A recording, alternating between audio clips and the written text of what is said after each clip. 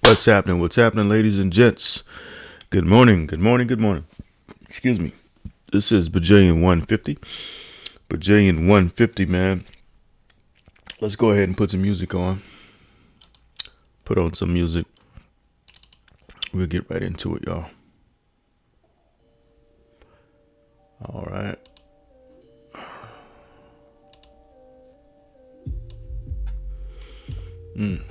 Shout out to my oldest son, Shak, for these wonderful tracks. You can find his information in the description box. His email is ashakistracks@gmail.com. If you want to get one of these hot tracks. He's gotten pretty good. All right. Chapter 7, The Dark Thing. The Dark Thing. Y'all, it's 6:21 in the morning. I've been up for a little bit now, but I gotta get started early, so that's what we're doing. Let me pause this real quick. Let me send off a real quick email. I'll be right back. All right, I'm back. Let's go. Chapter 7, The Dark Thing. Freddie, whispered Jacob, with the spirit thing by his side. It got the feeling that the boy was up to no good. It could feel a certain kind of energy emitting from him, kind of like when someone or something is about to do something that goes against the norm. Those vibes were strong and coming from Jacob like a hot heater on a cold winter morning.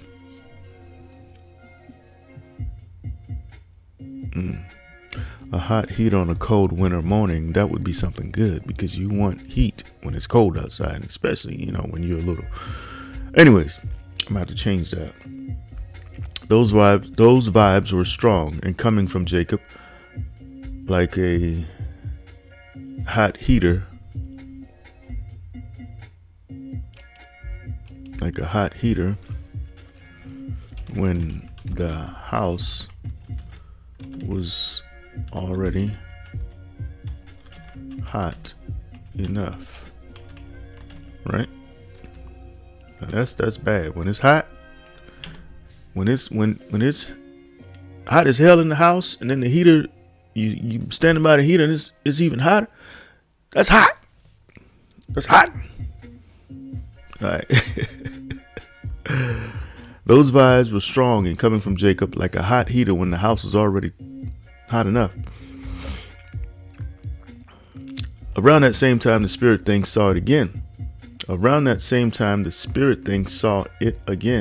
The other thing, the dark, shadowy thing that also followed the boy home from the pond. Okay, did I even speak about that?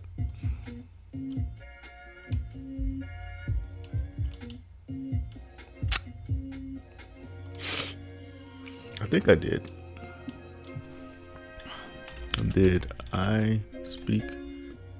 Let's say you. Did you speak about the other spirit thing at the pond? Did you speak about the other spirit thing at the pond? I think I did. It was there, moving like a snake, creeping, coiling its way up Jacob's neck. No one could see it. If the spirit thing, I keep saying spirit thing, I want to change that. Let me get me a sip of water, y'all. Let me get me a sip of Clover Valley Dollar General water here.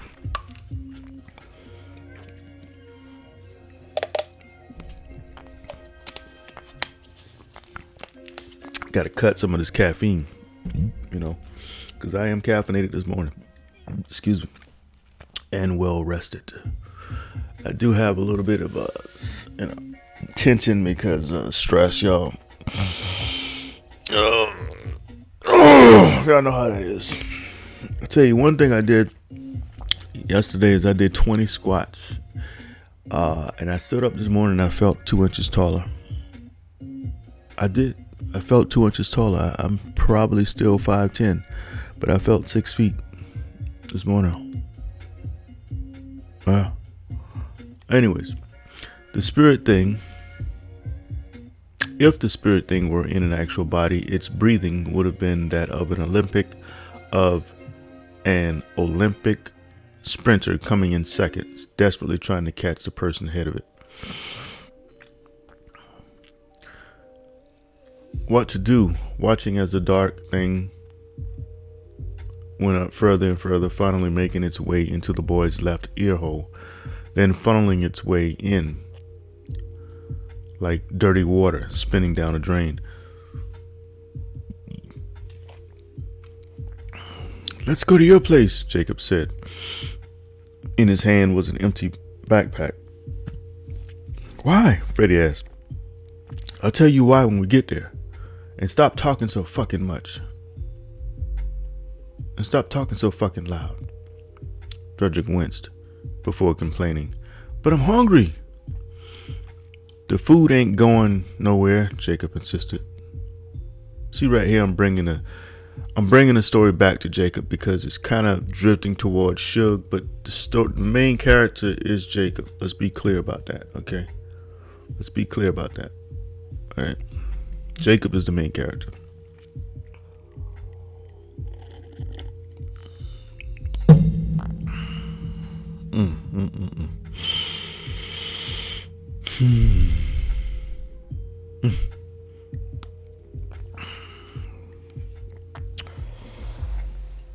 All right.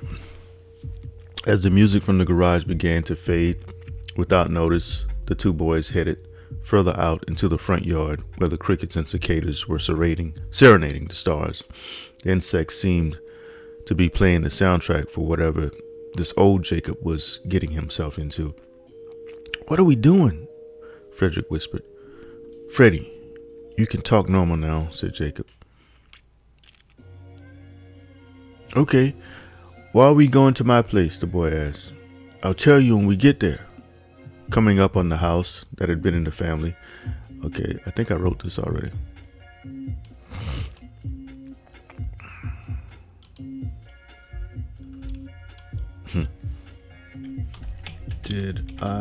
Is this redundant?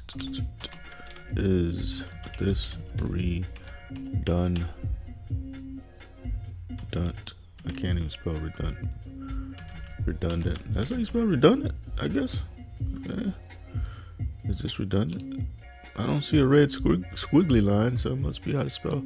Listen, y'all, I don't care if y'all laughing at me because I can't spell. I can't spell. I'm getting better. I'm a high school dropout. I'm a high school dropout. Behind me, this high school dropout, I'm pointing at 4 novels and 1 poetry book published by me. And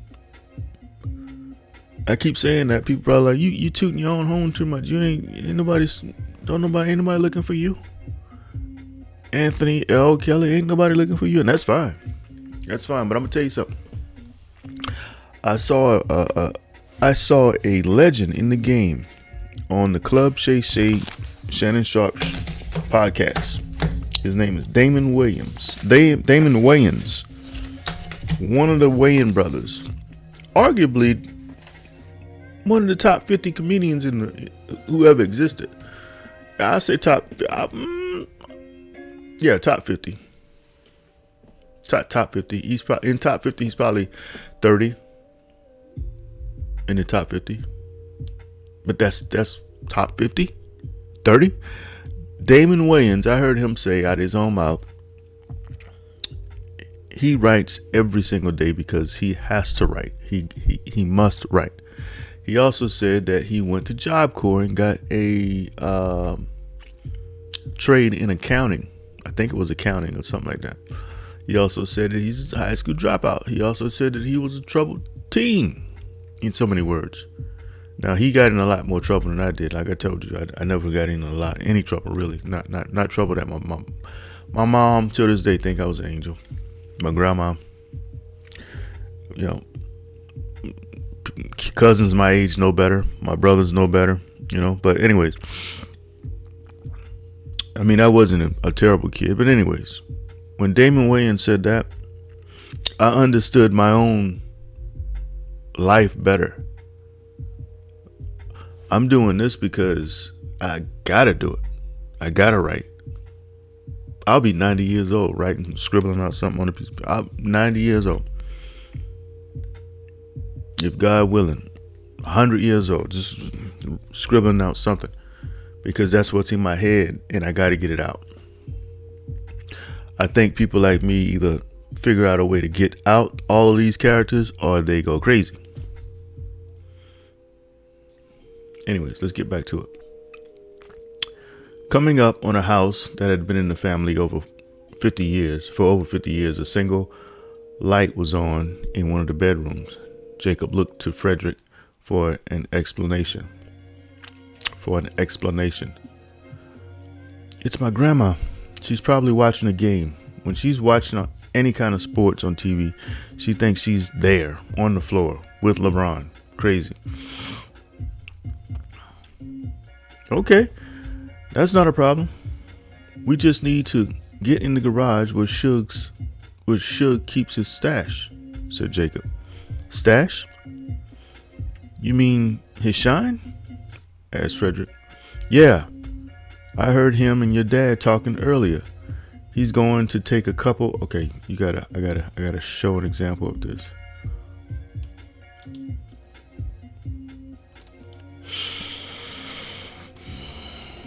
Show Jacob listening in on that conversation. And I told y'all before, I taught myself how to type. That's pretty quick, wasn't it? Took me about 12 years to learn it, but I think I got it a little bit better now. Still not perfect. 12 years, yo. I used to type with two fingers. Click, click, click, click, click, click, click, click, click, click, click, click, click, click, click. I typed out a whole Jaja was written with two fingers. Two fingers, y'all. Two. And my middle fingers. I'm not trying to. And I used to type just like that. Two fingers. The whole book. Let me show you how thick Jaja is, man. I think I'm joking, man. I ain't got time to play this morning. I'm caffeinated up, man. I'm so caffeinated up this morning. This is Jaja. See how thick this book is. 300.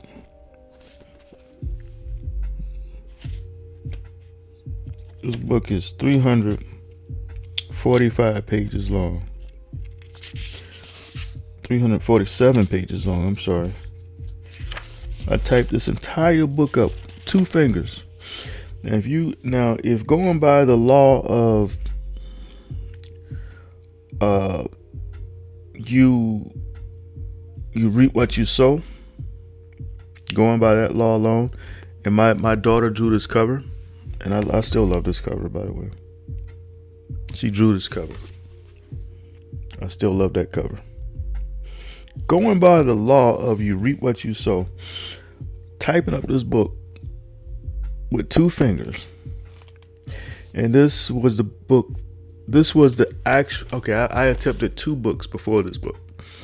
One in high school called Little Boy Black, and the one that I'm writing on right now.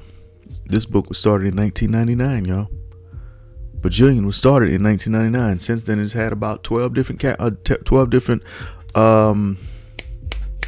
titles. But as you can see, I'm going strong on it now. But anyways, this book was my third attempt at a book. This was started in 2002-ish. Yeah, 2002-ish. Maybe 2003 is when I started it. But I finally got it done. You know, let me see.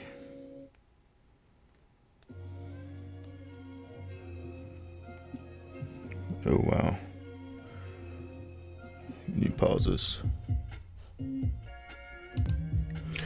I finally got this done in 2019, I believe. Let me see.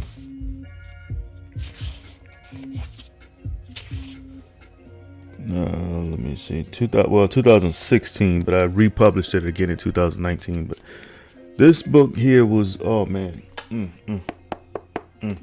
love it. I love it. I love it. I love it.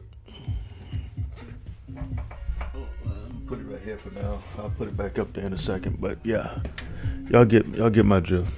Y'all hold tight. I gotta use the bathroom real quick. Hold tight. Okay. All right. So let me. Oh man, my coffee.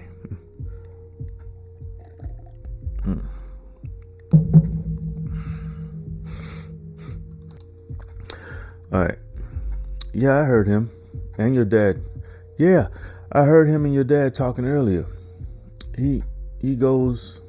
Wait a minute. He's going to take a couple of gallons back to New Jersey with him. Said they love the stuff up there.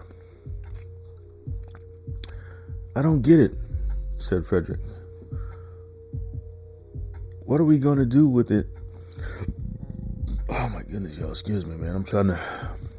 Oh Lord. All right, okay. Yeah, I heard him and your dad talking earlier. He's going to take a couple of gallons back to New Jersey with him. Said they love the stuff up there. I don't get it, said Frederick. What are they going to do with it? What are we going to do with it?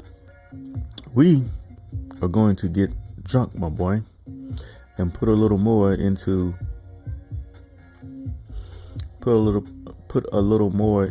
the punch bowl. He followed with an evil giggle.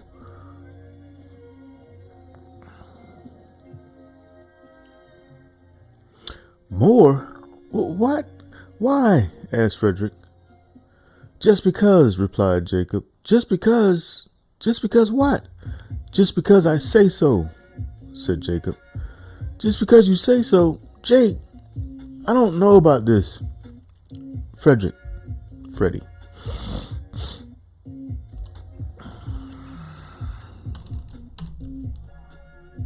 Oh, by the way, if I hadn't showed y'all this already, this is the tablet. I'm missing some pages. I don't know what happened to the pages. I have no idea, but who knows.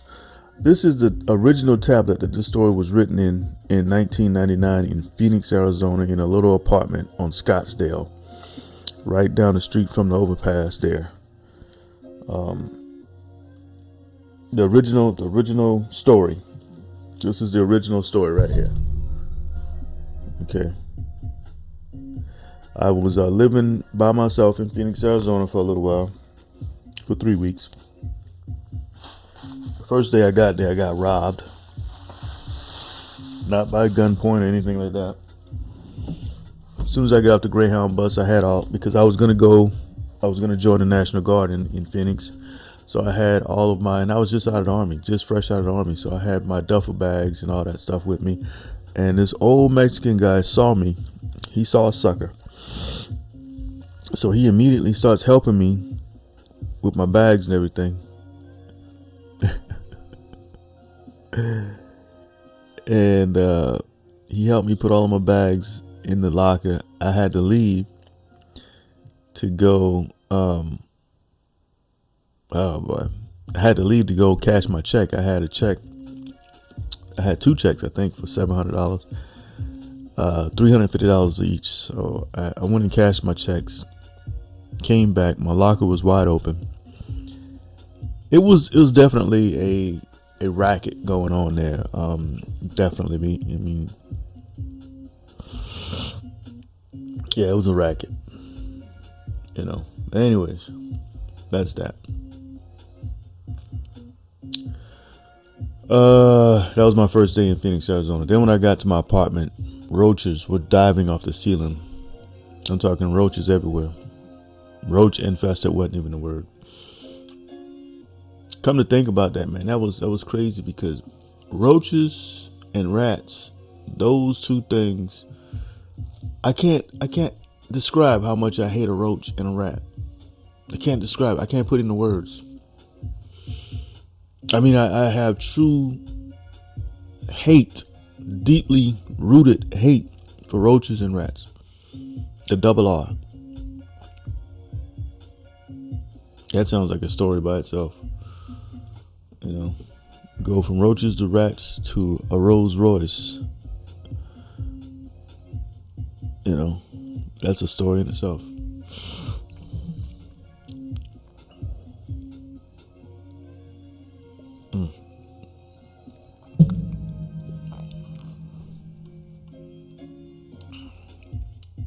Okay, enough talk about roaches and rats.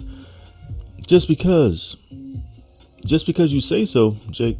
Just because you say so, Jake. I don't know about this. Freddie, the party is boring, okay?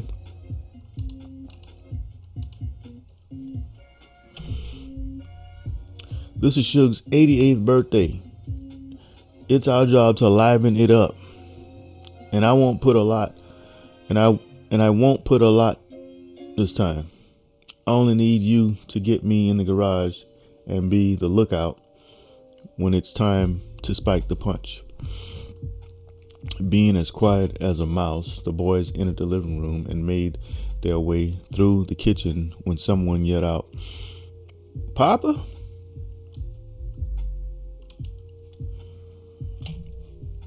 Is that you? All right, let's speak about Papa a little bit earlier on. All right. Either. Yeah. All right.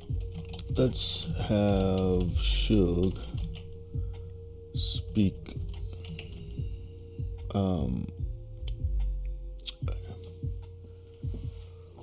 Excuse me. Speak about his mother losing her mind earlier.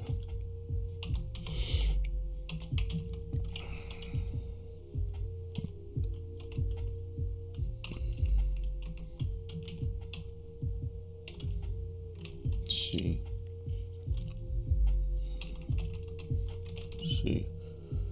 talks about her deceased father.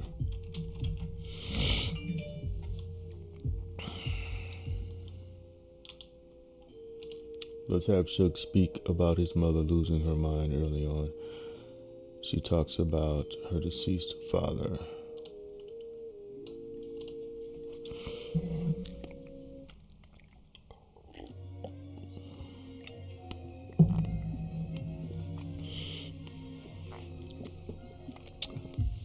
"It's Granny," said Frederick.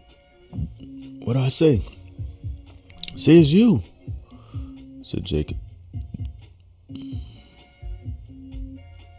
Jacob replied.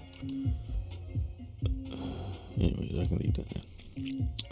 "It's you," the boy yelled. "I mean, me."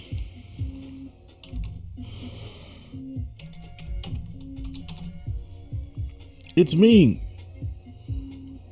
Frederick came to get something out the garage." "Oh, okay. Thought you was my daddy." Then got up out my bed to see who it was. "Suge and join the party?" Course I did my share.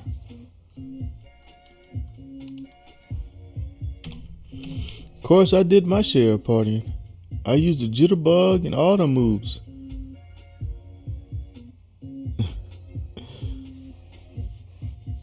Let me see. I used to jitterbug and cut a rug. And cut a rug. I used to jitterbug and cut a rug.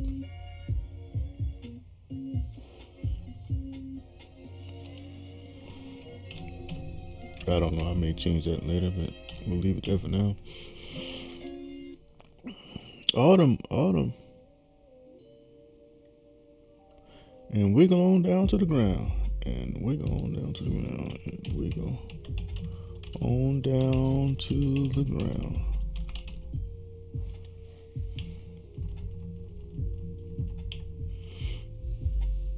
I used to jitterbug and cut a rug and wiggle on down to the ground.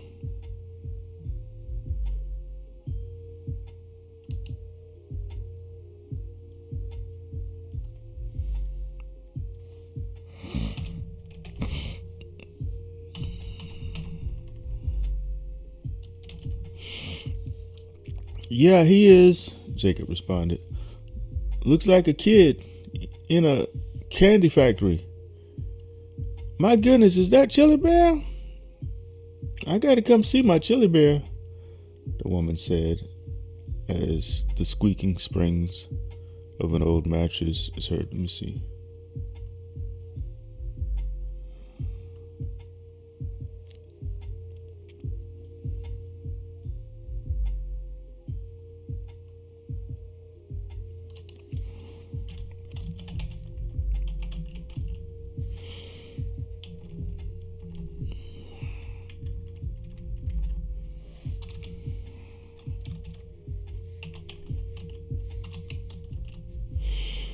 Okay. Thought you was daddy.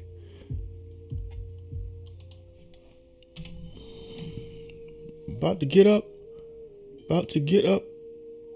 out my bed to see who it was. Shug enjoying the party? Cause I did my share party.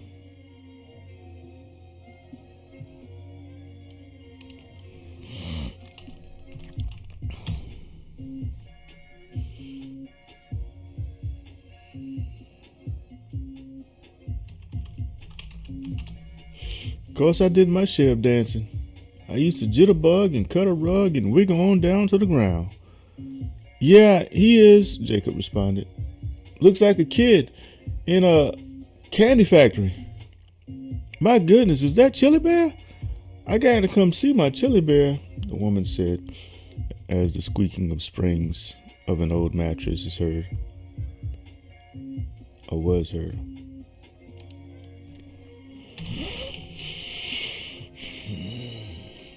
Damn it, said Jacob.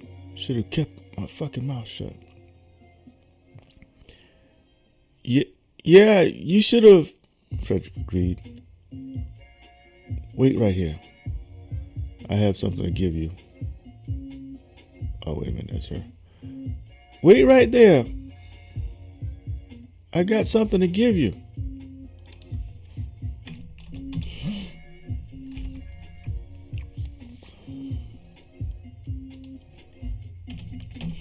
I got something to give you, the lady said as her footsteps became louder.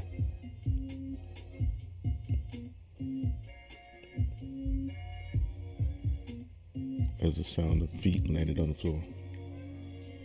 As the sound of feet.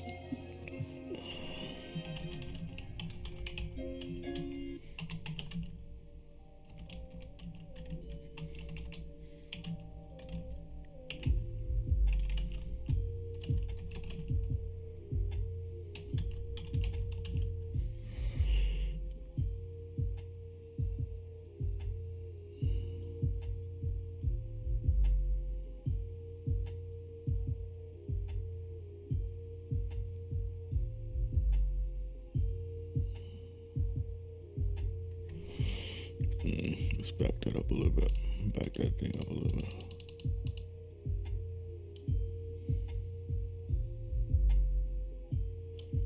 I got something to give you, the lady said as her footsteps became louder. Coming into the kitchen wearing a long, cozy house coat was Miss Martha Louise, once school principal of Green Pond High and devoted wife to the late mayor of Green Pond, Mr. Herbert. Miss Martha Louise White. His name is White, right? His name is, One school principal of Green Pond High and devoted wife. Let me make sure Shug's name.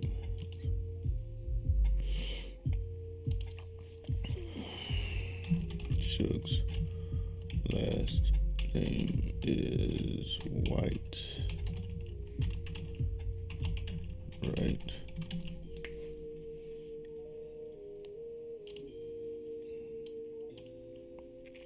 One school principal of Green Pond High and devoted wife to the late mayor of Green Pond, Mr. Herbert White.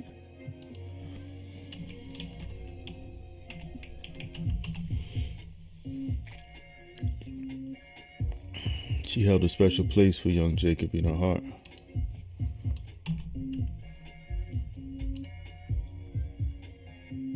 When he was just 5 years old, the boy had saved her life. He'd come over to play with Frederick one day. He'd come over to play with Frederick one day. It just so happened to be a day Frederick Sr. was in town. Therefore, both Frederick and Lily had gone with their father for ice cream. Shug and Penny were out shopping, and the kid's mother, Magdalena, knowing her estranged husband was in town, had disappeared. Being the 10-year anniversary of Herbert's death, that morning had started out as just that, a day of mourning for Martha Louise. There was no crying like the days that led up to his funeral, but plenty of body aches and generally feeling weak, symptoms that still accompanied her before a deep depression. She'd been cooking a pot of lima beans back when she was capable. The woman had fallen asleep with this pot still on, and while sleeping, the pot had boiled over, with enough rich, dark smoke permeating around an open fire. With enough rich, dark smoke permeating around an open fire, it was some incredible magic trick when the smoke burst into flames. In the old home, there had never been smoke alarms. Therefore, there was no warning to awaken Louise.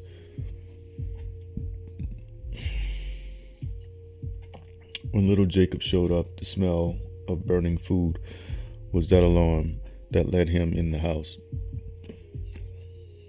Something's not right, the boy thought. In a neighborhood where people only locked their doors at night, it wasn't a surprise to the boy when he turned the knob. His first thoughts. It wasn't a surprise to the boy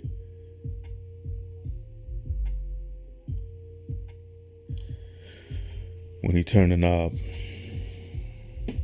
His first thoughts as he made his way to... Okay, let me explain to y'all what I'm doing right now, because I know people are like, man, this guy can't even read his own stuff. I can read my own stuff. I wrote it, so yeah, I can read it. I'm reading and revising and editing and trying to see what I'm writing. There's a lot going on all at once. So let me see. I'm gonna get through this. I'm gonna get to the red, and I'll go over this one more time tomorrow. In a neighborhood where people only locked their doors at night, it wasn't a surprise to the boy when he turned the knob. His first thoughts as he made his way to where the now fire was inhabiting the kitchen was to call for help, and so he did. Help! Shug, the house is on fire! Little Jacob yelled, finally after hearing what sounded like a child screaming. Finally after hearing the screaming child.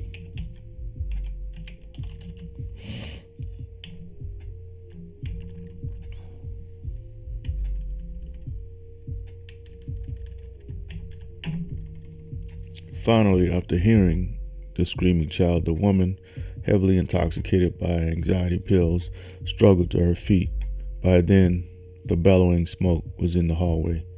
Frederick, is that you? She asked while making her way to the kitchen. It's me, little Jacob. It's me, little Jacob had said.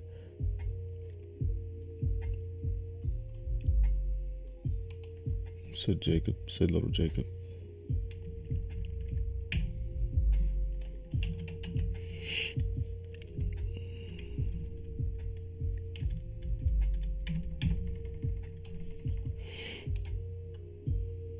Continuing on her way, groping the hall, As she went, Martha Louise was stunned to find the kitchen completely engulfed in smoke, but there was no fire.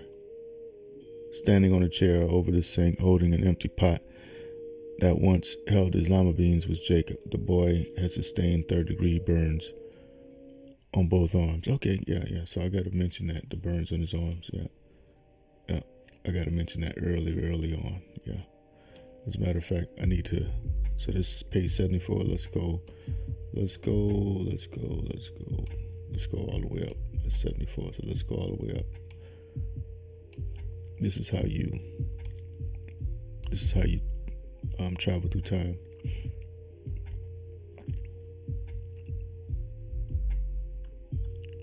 And I can put it anywhere. Oh, this is chapter 1. No, don't want to put it there. Let's put it.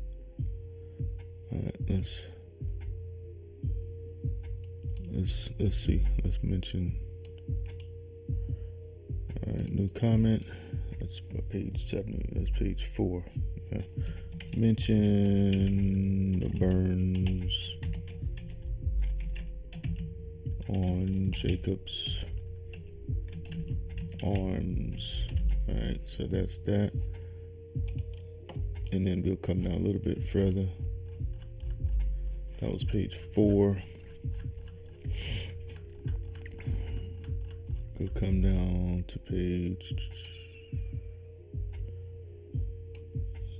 Yeah, and it doesn't matter because I'm not gonna put it here. I gotta remind myself.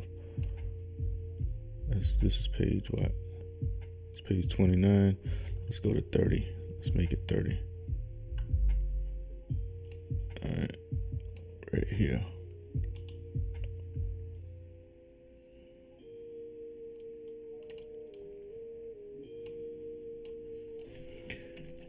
Mention burns on Jacob's arms. So now the reader is thinking, how did he get the burns? You know. Now let's go back down to 74. Which we're moving along. Sometimes when you write, you don't realize that you're moving, but eventually you get done. It's like, oh, another book. So we're gonna pick it up tomorrow, y'all. No, not here. We're gonna pick it up in the green. We're gonna go over this section one more time. So we'll pick it up right here, the dark thing, tomorrow. Y'all stay tuned. This is Anthony L. Kelly. Thank you for stopping by. Till next time. I'm out.